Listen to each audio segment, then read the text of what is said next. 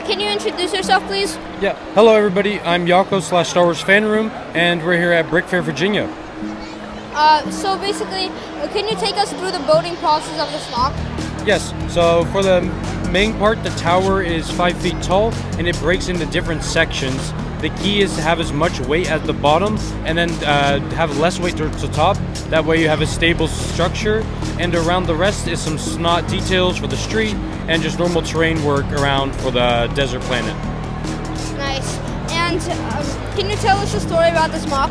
Yes, this is from episode 13 of season 1 of Rebels, Call to Action. And in this episode, the Rebels crew goes and takes down a Imperial communications tower, which is shown here. So in order to capture this, they have to fight their way from stormtroopers, and then they're able to send a message to other planets about the rebel cause. Nice. And what are some different techniques that you used in this MOC? Yeah, of course there's some snot. There's also a lot of use of random parts. For the terrain work, I used a lot of Harry Potter wands. I see those used as grass stems a lot, and they're actually not too expensive, so it's definitely a good alternative.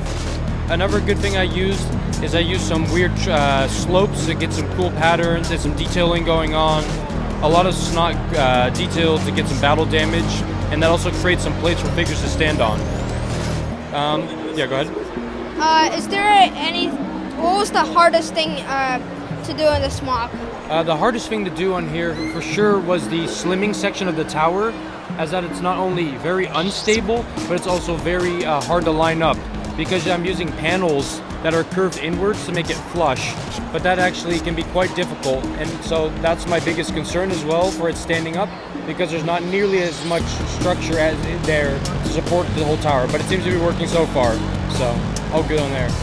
Nice. What is your favorite area of this MOC?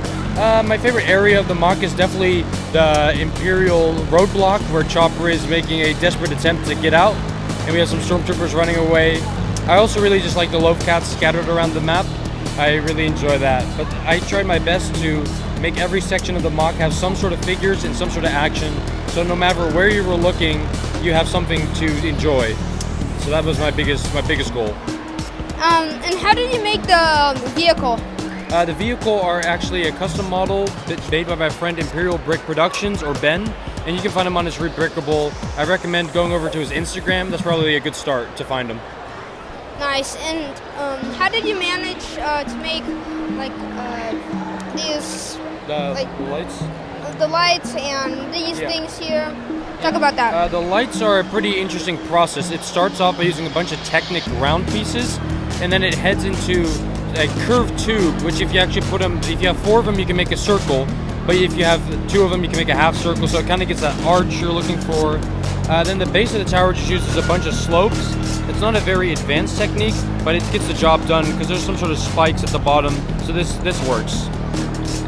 And can you tell us how you made the LOAF cats? Yeah, the LOAF cats are also a custom model made by Brick Shiba on Instagram, and it just uses a small variety of parts.